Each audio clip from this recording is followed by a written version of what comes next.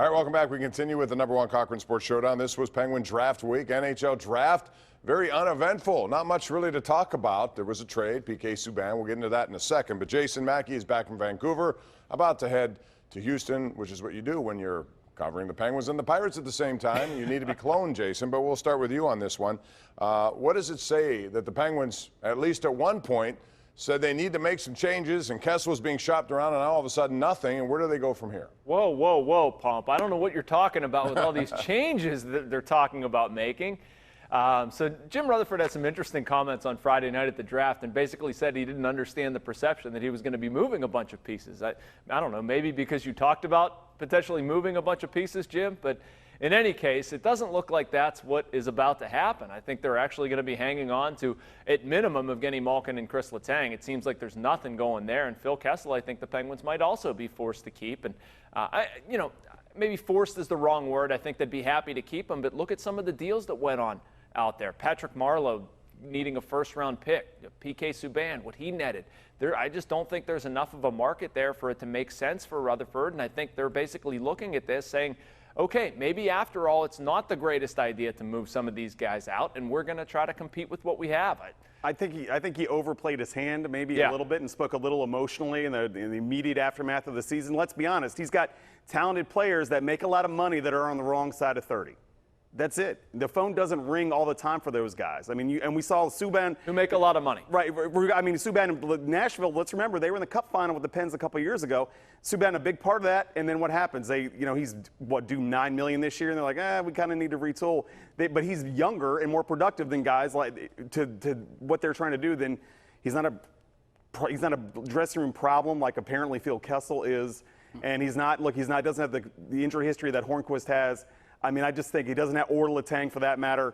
So I think Jim just thought, I'm going to be able to shop these guys, and then people aren't returning his calls anymore. And now you're in damage control, which I saw from Rutherford over the weekend, is when he realized, if Subban's getting garbage for him, you're not going to really get what Letang's worth right now too.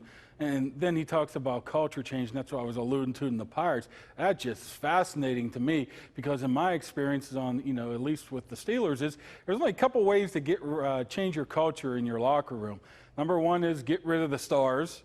And as Will said, the top 4 stars are making up, I believe, 40% of the salary cap, and we're all 31 to 32 or 33 years old. Nobody wants those guys.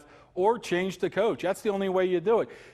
Rutherford's alluding to possibly making some changes here as the season starts. There's nothing he can do to change a culture of a team unless it's somehow get rid of Phil Kessel. That's who he has to be talking about as a culture change. It's not going to be a fourth-line center. It's not going to be anybody like that. So I think they're in a little bit of an issue right now, and it could be some, they have the talent, but they got to get things right in that locker room. Well, Phil's around. I don't know. Let me play devil's advocate. Who's not? This is a team that has a lot of championship rings and pedigree on their side.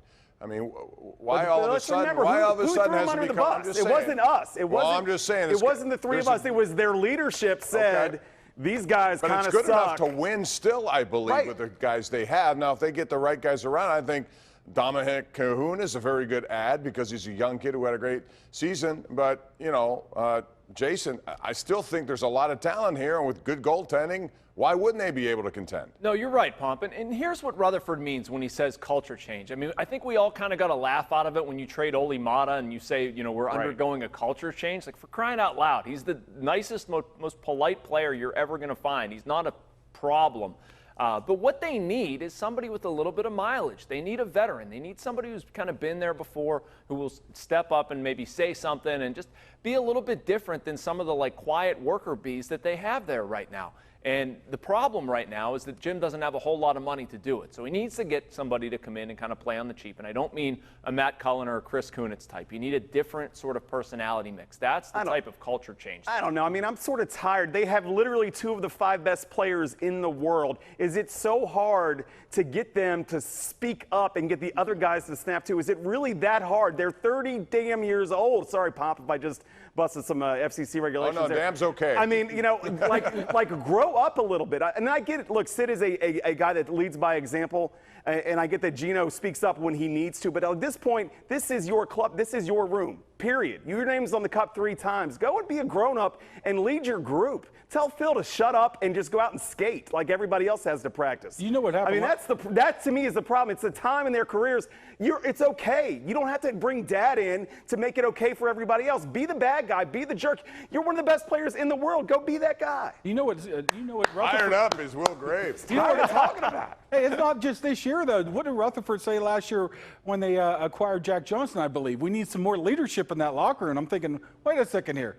You got 87, you got 71, you got 81.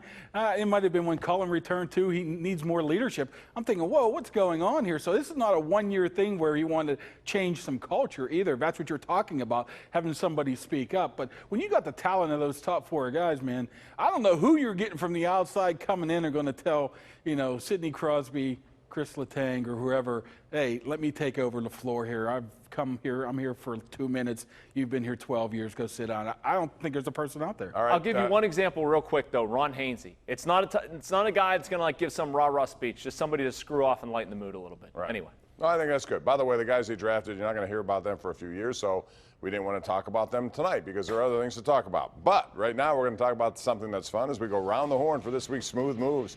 Brought to you by Pittsburgh's largest supplier of the smoothest granite, marble, and quartz countertops you're going to find anywhere. That is Armina Stone. All right, Smooth Moves, top to bottom. Kabali, you're first. I want to say Le'Veon Bell, but I won't. But I will definitely say I'll go out of the box. I will go out of the box a little bit and say Florida State baseball coach Mike Martin just retired at age 75 after 40 years of coaching collegiate and baseball, all-time leading winner in collegiate baseball history, and he's never not won more than 41 games. Just think about that for a second. For me, it's got to be Cam Johnson. I mean, here's a guy, when I saw him, he's a freshman, skinny, couldn't move laterally, pretty good shooter, and he just went 11th in the draft. A tribute to his hard work, his development as a player. He's a good kid. I know it raised some eyebrows when the Suns took him that high, but best of luck, and definitely a smooth move for Cam and his family. I'm going to go with Penguins goalie Matt Murray, who got married this week. I almost said he got married. He didn't get married. He got married and kept it a secret from everybody. So great job. Congratulations.